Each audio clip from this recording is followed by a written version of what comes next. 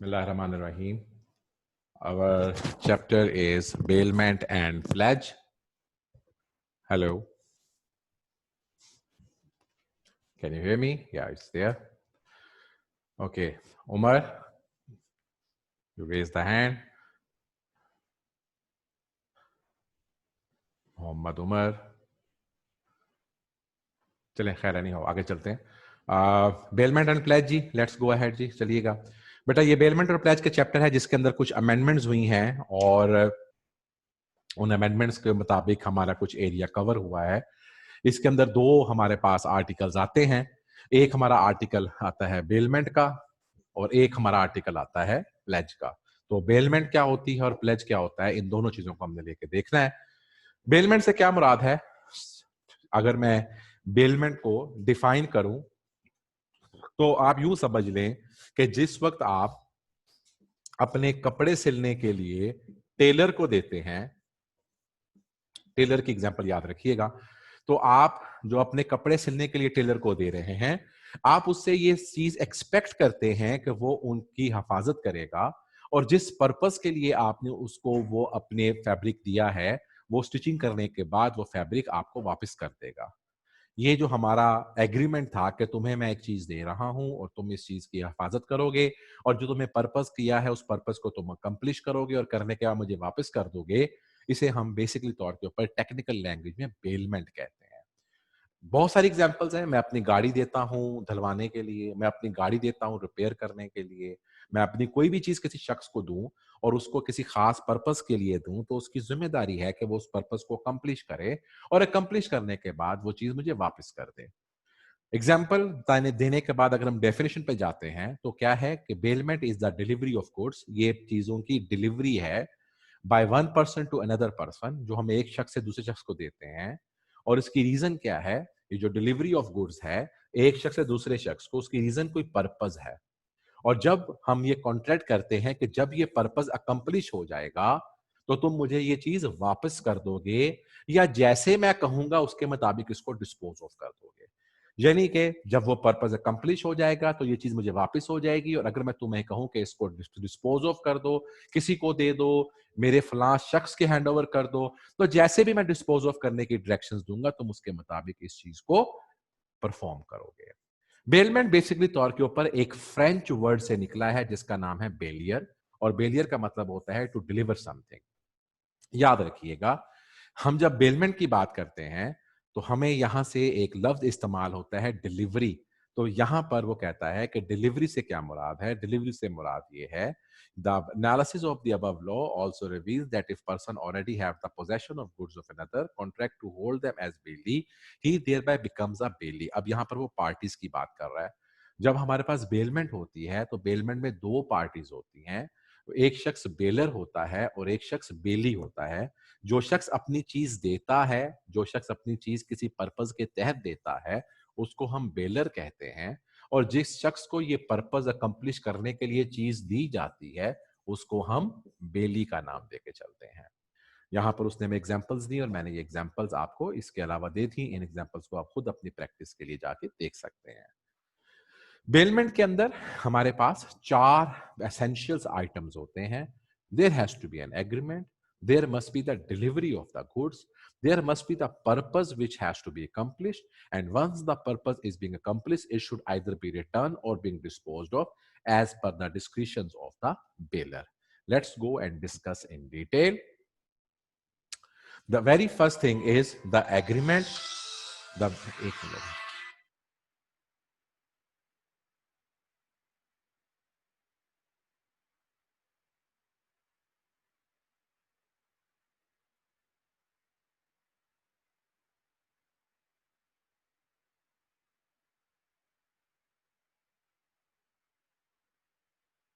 being saying is कि अगर हमारे पास एक एग्रीमेंट है तो जाहिर सी बात है बेलर और बेली दोनों के माबैन एक स्कूल का एक कॉन्ट्रैक्ट बनता है एक एग्रीमेंट बनता है और बेलमेंट की जब हम टाइप्स पढ़ेंगे तो हम जाकर देखेंगे कि बेलमेंट की दो टाइप्स हो सकती हैं वो ग्रेचुअस भी हो सकती है वो नॉन ग्रेचुअस भी हो सकती है लेकिन एग्रीमेंट का होना जरूरी है एग्रीमेंट का मतलब ये नहीं है कि वो रिटन एग्रीमेंट हो, वो बाय वर्ड स्पोकन भी हो सकता है, बाय वर्ड्स रिटन भी हो सकता है, या बाय एटीट्यूड भी हो सकता है।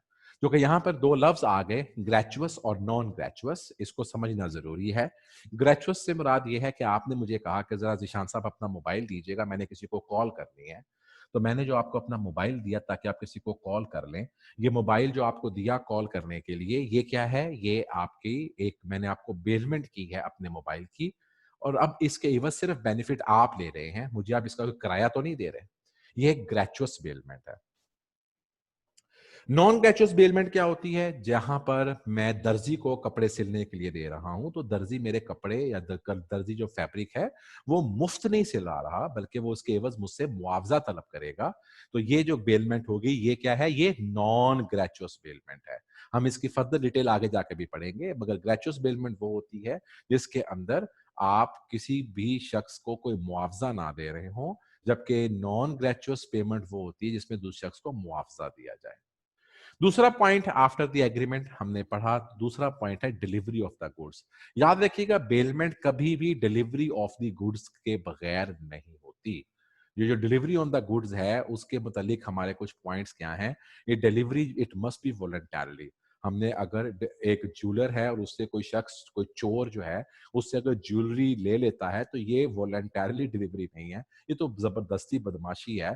पहली बात, वो कभी भी बेलमेंट जो है वो विदाउट डिलीवरी ऑफ गुड्स नहीं होगी, और डिलीवरी ऑफ गुड्स जो है वो वॉलंटरली होनी चाहिए, वो बाय फोर्स, बाय बदमाशी, बाय चोरी नहीं होनी चाहिए।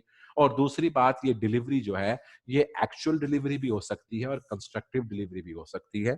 एक्चुअल डिलीवरी से मुराद तो ये है कि मैं चीज उठा के आपके हवाले कर दूं और आप उसको उठा के ले जाएं, जिस तरह मैं गाड़ी मैकेनिक को देता हूं।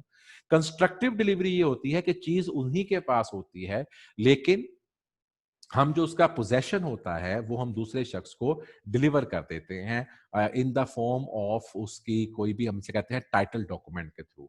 मैं आपको इसकी एग्जांपल यूं देता हूं कि जो गाड़ी है, जिस वक्त कभी आपने अनाम देखा हुआ हो कि जी हमने एक सीरीज में किसी को अनाम दिया और हमने उसे कहा कि ये हम तुम्हें गाड़ी तुमने जीत ली है, तो हम उसको उठा के गाड़ी नहीं देते, बल्कि वहां पर जब डिस्ट्रीब्यूशन सेरेमनी होती है तो उसको एक चाबी देते हैं। वो चाबी जो है वो एक बड़े से एक मतलब पोस्टर पे बनी होती है, या किसी को अगर चेक देना है तो वो चेक एक्चुअल नहीं दे रहे होते, बल्कि एक बड़ा सा पोस्टर होता है जो उसको दिया जा रहा होता है। ये क्या है? ये कंस्ट्रक्टिव डिलीवरी है। मतलब ये, मैं अगर कहता हूं कि मैंने आपको गाड़ी दे दी है, तो मैं आपको गाड़ी की कॉपी या गाड़ी की चाबी दे सकता हूं, गाड़ी बाद में भी जा सकती है, लेकिन ये जो गाड़ी की कॉपी या चाबी है, ये चीज डिप्लॉय कर रही है, ये चीज इम्प्लाइड कर रही है कि मैंने आपको उस चीज का पोजेशन भी जो है वो हैंड ओवर करने की इजाजत दे दी है। यानी कि ये सिंबॉलिक डिलीवरी होती है। So delivery can be the actual delivery, और delivery of the goods can be the symbolic delivery. तीसरी बात, हम किसी शख्स को कोई भी चीज दें, उसमें कोई ना कोई पर्पस जरूर होगा। मेरी गाड़ी दुरुस्त करने के लिए ले जाओ, ये मेरा मोबाइल रखो, मैं अभी वॉशरूम से आता हूँ, इसको संभाल के रखो, ये मेरा पर्पस है संभाल के रखना। सर मुझे मोबाइल दीजिएगा, मैंने कॉल करना है, ये पर्पस है। अहमद साहब अपनी गाड़ी दीजिएगा, मैंने जरा लाहौर तक जाना है, ये पर्पस है। ये तमाम, जब भी किसी शख्स को कोई चीज दी जाएगी तो बेलमेंट में डिलीवरी का होना जरूरी है। और आखिरी बात, जो कि जनरल इसकी जो हमारी परसेप्शंस हैं उसमें मैं पूरी करके चलनी है, कि बेलमेंट में ये बात तयशुदा होती है कि जो बेलमेंट में बेलर होता है, बेलमेंट की गुड्स का मालिक होता है, जिस तरह वो कहता है उसको जो वो पर्पस अकम्प्लिश हो जाएगा, तो या तो वो चीज उसको वापस कर दी जाएगी, या जो उसकी इंस्ट्रक्शंस होंगी उसके मुताबिक उस चीज को डिस्पोज ऑफ कर दिया जाएगा। सो बेलमेंट के अंदर चार अनासर ऐसे हैं जिनका होना जरूरी है।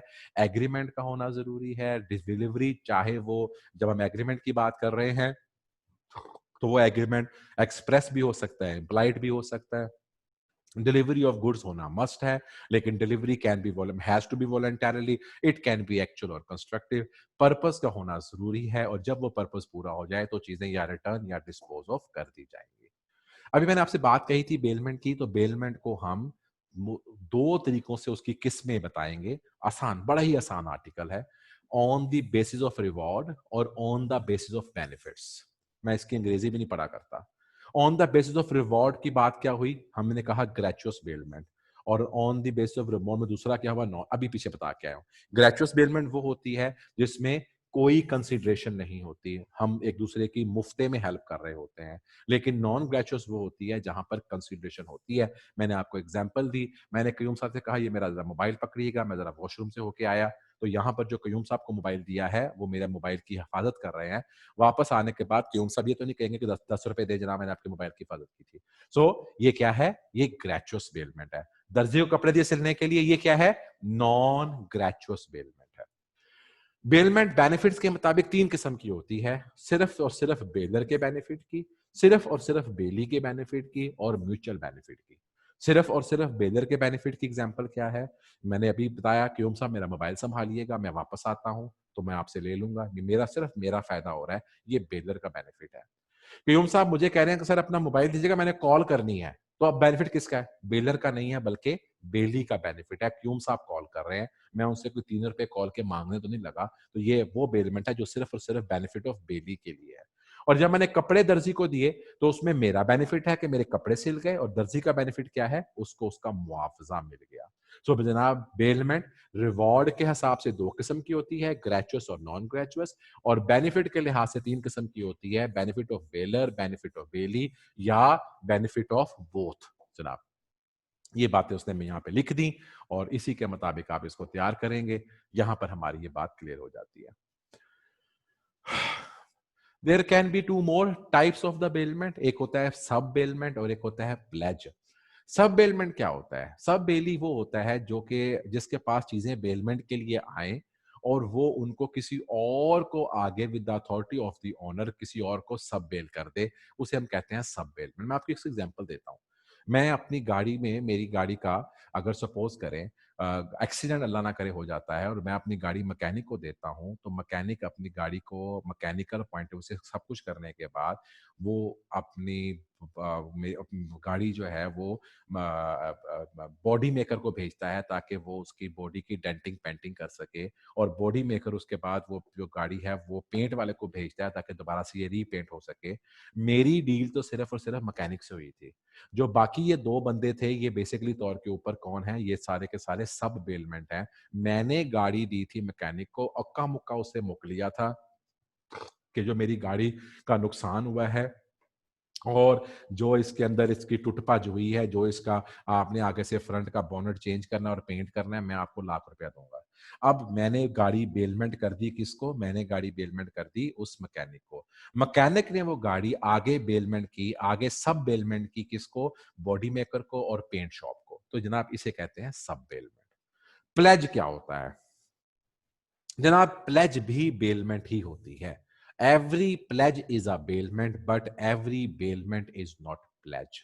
तो प्लेज भी बेलमेंट ही होती है, लेकिन अगर हम अपनी चीजें किसी दूसरे शख्स को इसलिए दे रहे हैं as a security for the payment, हमने उससे कोई डेट लिया था, उसकी हमने सिक्योरिटी के तौर पे वो चीज दी है, या मैंने कोई काम परफॉर्म करना था, उस काम की परफॉर्मेंस हो एज अ सिक्योरिटी मैंने उसको अपनी अगर कोई चीज दे दी है, तो इसे क्या कहेंगे? चीज हमने क्या करवा दी? प्लेज। मैंने बैंक से लोन लिया, बैंक ने कहा इस लोन की वापसी के लिए मेरे पास कोई सिक्योरिटी दे, मैंने अपना जो स्टॉक था वो बैंक को प्लेज करवा दिया, तो यहाँ पर मैंने अपना सामान बैंक को प्लेज करवाया, एज अ बेलमेंट उनको दिया। इसलिए दिया क्योंकि वो मेरी क्या है? वो मेरी security for the payment of debt है, वो मेरी security for the payment of debt है। इसको हम प्लेज भी कहते हैं और पॉन भी कहते हैं। प्लेज में बेलर को हम पॉनर या प्लेजर कहते हैं और बेली को हम पॉनी या प्लेजी कहते हैं। तो बेटा ये 2 और डिफरेंट टाइप्स ऑफ बेलमेंट है। एक को हमने सब बेलमेंट कहा और दूसरे को हमने प्लेज या पॉन कहा। तो दोनों बातें हमारे सामने क्लियर हो गई। बेलमेंट टर्मिनेट कैसे होती है? आसान आर्टिकल है, बहुत ही आसान। बेलमेंट की टर्मिनेशन जो है वो कहता है उसके लिए हमारे पास एक तो उसकी ऑटोमेटिक टर्मिनेशन है। मिसाल के तौर पे हमने चीजें आपको दी थी और जिस वक्त एक्सपायरी ऑफ गुड्स कब टर्मिनेट हुई? Expiry of time. मैंने आपको एक चीज 2 दिन के लिए दी थी, 2 दिन बाद चीज वापस आ गई तो बेलमेंट खत्म हो गई। या मैंने आपको चीज एक पर्पज के लिए दी थी, अगर वो पर्पस पूरा हो गया तो चीज वापस आ जाएगी। तो मैं किसी को अगर चीजें बेलमेंट पे देता हूँ तो या किसी पर्पस के लिए देता हूँ या किसी मुद्दत के लिए देता हूँ। जब वो मुद्दत या पर्पस अकम्प्लिश हो जाता है तो वो चीजें, उनकी बेलमेंट ऑटोमेटिकली खत्म हो जाती है, जिसको हम कहते हैं automatic termination of bailment. Inconsistent use, मैंने आपको चीजें दी थी कि आप मेरा कोट ड्राई क्लीन करवा लें, मैंने देखा कि मेरा कोट पहन के आपने कोई शादी अटेंड करने की कोशिश की है। अगर आपने मेरी चीजों के साथ कोई इनकंसिस्टेंट यूजेज किया तो मेरी बेलमेंट ऑटोमेटिकली खत्म हो जाएगी और मैं आपसे चीजें फौरन वापस दे दूंगा। अगर बेलमेंट वाली चीज का सब्जेक्ट मैटर ही मर जाए, मेरी जो चीज मैंने आपको बेलमेंट करवानी थी वही चीज जल जाए, वही चीज मर जाए, वही चीज डैमेज हो जाए और अब उसकी बेलमेंट इम्पॉसिबल हो, तो by destruction of subject matter भी बेलमेंट जो है वो खत्म हो जाती है। जनाब, हमने पढ़ा था कि बेलमेंट दो किस्म की होती है, एक ग्रेचुअस और एक नॉन ग्रेचुअस। तो यहां पर जो मैंने अभी आपके साथ ये वाली बात बताई, ये ग्रेचुअस हो या नॉन ग्रेचुअस हो, इन दोनों बेलमेंट्स के लिए ये जो मैंने आपको 1, 2 और 3, automatic termination, inconsistent usages, destruction of subject matter, ये दोनों के लिए एप्लीकेबल हैं। दोनों के पॉइंट ऑफ व्यू से अगर ये चीज होगी तो फिर हम बेलमेंट जो है हमारी ये जो बेलमेंट है, ये दोनों चाहे ग्रेचुअस हो या नॉन ग्रेचुअस हो, हमारी ये बेलमेंट जो है ये एक्सपायर हो जाएगी। हाँ, ग्रेचुअस बेलमेंट, नॉन ग्रेचुअस खत्म नहीं होगी। कुछ ऐसे पॉइंट्स हैं जहां से सिर्फ कौन सी बेलमेंट खत्म होगी, ग्रेचुअस। यानी कि अगर ये पॉइंट्स नॉन ग्रेचुअस पीरियड में होंगे तो वहां पे बेलमेंट खत्म नहीं होगी, लेकिन ग्रेचुअस में खत्म हो जाएगी। अगर मैंने किसी चीज को मुफ्ता दिया हुआ है तो मुफ्ता बेलर या बेली की डेथ के साथ खत्म हो जाएगा। यानी कि मैंने अगर किसी को मुफ्त में कोई चीज इस्तेमाल करने के लिए दी थी या उससे ली थी, अगर बेलमेंट के अंदर ग्रेचुअस बेलमेंट हो और बेलर और बेली में से किसी की डेथ हो जाए तो वो बेलमेंट खत्म हो जाती है। Before the expiry of time, हमने वो पढ़ा था कि बेलमेंट किसी खास मुद्दत के लिए भी होती है। कहता है अगर अगर हमने खास मुद्दत के लिए बेलमेंट की हुई है और वो ग्रेचुअस बेलमेंट है तो मैं वक्त से पहले भी बेलमेंट को खत्म कर सकता हूं, वक्त से पहले भी मैं बेलमेंट को कैंसल कर सकता हूं। लेकिन याद रखिएगा, अगर मुझे मेरे वक्त से पहले बेलमेंट कैंसल करने से बेली को कोई नुकसान होता है तो मैं उस बेली के नुकसान को इंडिम्निफाई करने का जिम्मेदार हूंगा। अगर आपने मुझे कोई चीज पैसों के इवज किराए पे दी हुई है, बेलमेंट पे दी हुई है, वो तो मुझसे आप कैंसिल कर ही नहीं सकते। लेकिन अगर मुझे आपने अपनी गाड़ी मुफ्ते में दी हुई है एक दिन इस्तेमाल के लिए और 4 घंटे बाद कहें मुझे गाड़ी वापस कर दो, और मुझे गाड़ी आपको वापस करने से अगर मेरा कोई फाइनेंशियल लॉस होता है तो याद रखिएगा, चूंकि आपने मुझसे एक वादा किया था, आप वादे को कैंसिल तो कर सकते हैं चूंकि ग्रेचुअस है, लेकिन अगर मेरा कोई नुकसान होगा, बेली का कोई नुकसान होगा, तो वो आपको इंडिम्निफाई करना पड़ेगा। हाँ, बेलमेंट ही मैंने करानी है, मैंने आगे नहीं जाना। जनाब, बेलमेंट का आज का हमारा आखिरी आर्टिकल है और वो आर्टिकल है फाइंडर ऑफ गुड्स का। फाइंडर ऑफ गुड्स कौन होता है? ये वो शख्स होता है जिनको के कुछ चीजें मिल जाएं जो कि उससे बिलोंग नहीं करती। जब किसी शख्स को किसी की गुमी हुई चीज मिले तो फाइंडर ऑफ गुड की जिम्मेदारी है कि वो उन चीजों की ऐसे हिफाजत करे जैसे कि वो उनका मालिक हो। हमने पीछे पढ़ा हुआ है कि फाइंडर ऑफ गुड जो है वो उसकी लायबिलिटी क्या होती है? एज अ बेली की लायबिलिटी होती है। यानी कि जिस तरह किसी शख्स को अगर आपने गुड्स बेल करवाई हुई हैं, अगर वो उनकी जिस तरह हिफाजत करेगा, वैसे ही एक शख्स को अगर किसी की गुमशुदा चीज मिल जाए तो जब तक उसका असली मालिक नहीं मिल जाता वो उनकी ऐसे ही हिफाजत करेगा जैसे कि वो बेली बन के चीजों की हिफाजत करता था। राइट्स क्या हैं फाइंडर ऑफ गुड्स के? पहला राइट है राइट ऑफ लियन का। अगर उसने उन चीजों की हिफाजत के लिए, उन चीजों को किसी खराब होने से बचाने के लिए कुछ अखराजात किए हैं तो वो सारे अखराजात उसको जब तक नहीं दिए जाएंगे वो उस वक्त तक चीज को अपने पास कब्जा करके रख सकता है। वो चीजों के ऊपर लियन मार्क कर सकता है उस वक्त तक जब तक के उसको उन तमाम चीजों के पैसे ना मिल जाए। Right to sue the reward, अगर उन चीजों को जिसका उसको जो फाइंडर ऑफ गुड ने ढूंढ ली हैं, अगर उन चीजों के ढूंढने और वापस करने पर किसी रिवॉर्ड का ऐलान हुआ था तो उसका हक बनता है कि वो उस रिवॉर्ड को अगर ना मिले तो उसके खिलाफ मुकदमा करे, केस करे कि मैंने ये चीज ढूंढ के दी है, मुझे इसका रिवॉर्ड मिलना चाहिए। हाँ, कुछ ऐसी सूरत हाल भी हैं जहां पर वो फाइंडर ऑफ गुड चाहे तो वो उन चीजों को बेच भी सकता है, जब जब उसने पूरी कोशिश की, रीजनेबल डिलीजेंस की, लेकिन उसका मालिक ना मिल सका, और अगर मिल गया तो उसने चीजों को लेने से इनकार कर दिया। अगर चीजें पेरिशेबल नेचर की हैं और वो अगर उनको नहीं बेचता तो वो चीज जाया हो जाएगी और खराब हो जाएगी। मुझे एक आम की पेटी मिल गई और मैं 2 साल से उन आमों का मालक ढूंढी जा रहा हूं, तो अब वो आम तो खराब हो जाएंगे। बेहतर ये है कि मैं 2-4 दिन देख लूं, अगर नहीं मिलता तो मैं खा पी लूं, क्योंकि वो चीजें पेरिशेबल नेचर की हैं। अगर पेरिशेबल नेचर की चीजों का मालक नहीं मिलता तो आपको वो चीज जो है उसको बेच देना चाहिए, इस्तेमाल कर लेना चाहिए। और तीसरी बात और आखिरी बात, फिर मैं क्वेश्चन क्वेश्चन लेता हूं। Lawful charges for the finder, आप एक चीज के मालक को ढूंढने की कोशिश करते करते उस चीज की कीमत का 2/3 हिस्सा जो है वो खर्च चुके हुए हो, तो इस सूरत हाल में अब और पैसे मत लगाओ और उस चीज को बेचकर उसके पैसे रिकवर कर लो। अदरवाइज तो आप जो 100 रुपए की चीज है और 100 रुपया आपने खर्च कर देना है उसके मालक को ढूंढने में, तो ये सारा काम खराब हो जाएगा। जी, सवाल लीजिए, किसी ने रेज हैंड किया था।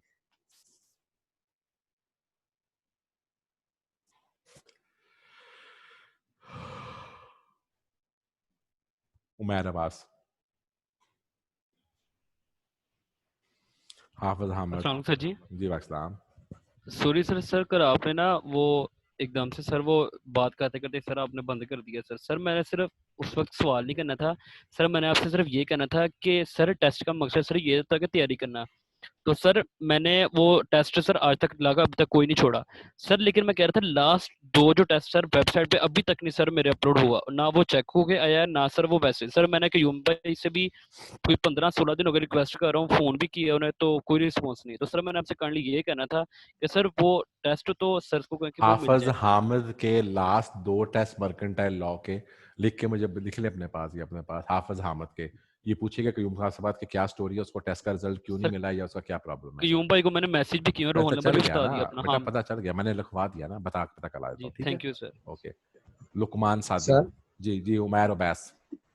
सर ये फाइंडर ऑफ गुड और टर्मिनेशन सर ये डिलीशन नहीं होगा सर? एक यहाँ पे डॉक्यूमेंट था सर, उसमें लिखा हुआ था किसने कहा ये? सर। पता नहीं यार, ये मेरे पास एक फोटो सर डॉक्यूमेंट था सर, उसमें लिखा हुआ था। मैंने सर वहाँ पे क्यूम प्रिंट भी साहब से कर शेयर कर लें, चूंकि क्यूम साहब ने सारा सिलेबस बाद में रिव्यू करके जो डिलीटेड आइटम थे वो निकाल दिए हैं। मेरा नहीं जी ख्याल सर। कि ओके। इसको हाँ फर्दर मूव करें। लुकमान सादी।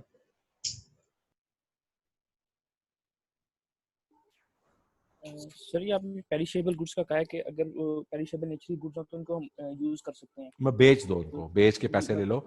बेचो, जी बेच सर, के पैसे ले लो, ताकि जब उसका मालिक आए तो उसको पैसे दे देंगे। ठीक है सर। ये पूछना था कि अगर हम यूज कर लें तो बाद में अगर आए तो उसको कंपनसेट करेंगे कि नहीं? ये बिल्कुल पूछना था देंगे। आपको। बेचने वाली बात ही होगी ना, उसका बेच के आपने खरीद लिया, उसकी कीमत दे देना उसको। ठीक है sir, thank you. Hamza Anjum. अस्सलाम वालेकुम सर। जी वालेकुम सलाम। सर अगर ये आपने कहा फाइंडर ऑफ गुड्स की ऊपर रिवार्ड हो, सर हमने कॉन्ट्रैक्ट एक्ट में भी पढ़ा था अगर रिवार्ड हो और उसके इल्म ना हो, बाद में इल्म हो मैंने कहा तो नहीं ये कहा कि उसको बाद में इल्म हुआ है।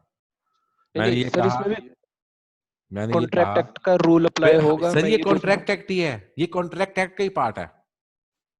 हम कॉन्ट्रैक्ट एक्ट ही पढ़ रहे हैं, ये कॉन्ट्रैक्ट एक्ट का ही हिस्सा है। हर बात जो कॉन्ट्रैक्ट एक्ट की है इस पे एप्लीकेबल है बेटा, हर बात।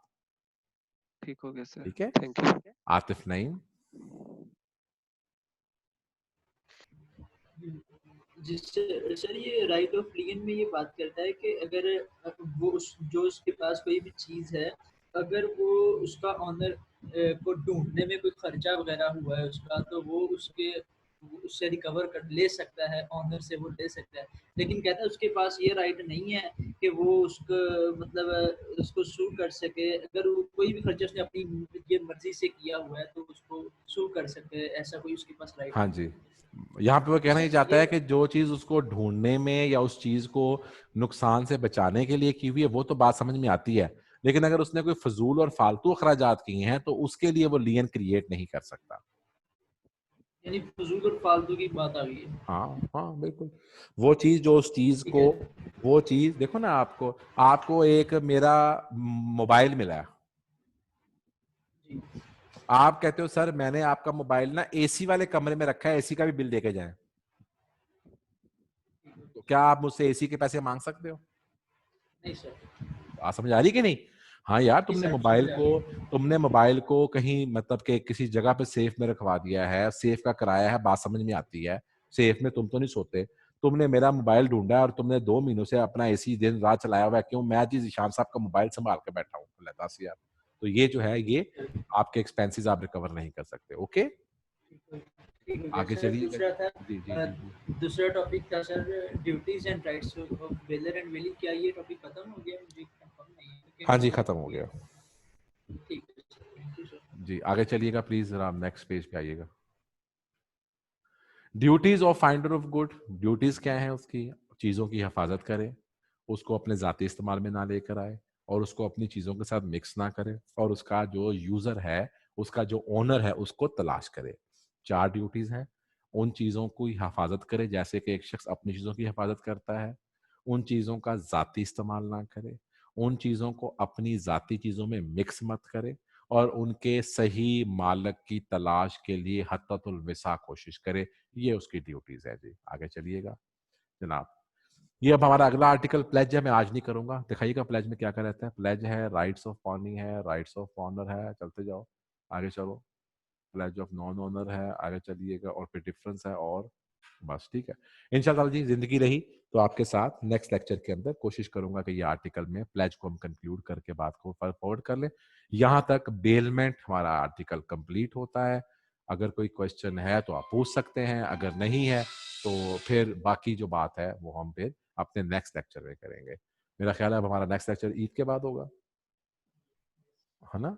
नहीं, अब मुझे नहीं पता अहमद साहब ने क्लास लेनी है कि, अगर अहमद साहब ने कल क्लास नहीं ली तो मैं लूंगा, और अगर अहमद साहब ने लेनी होगी तो फिर हम देखेंगे।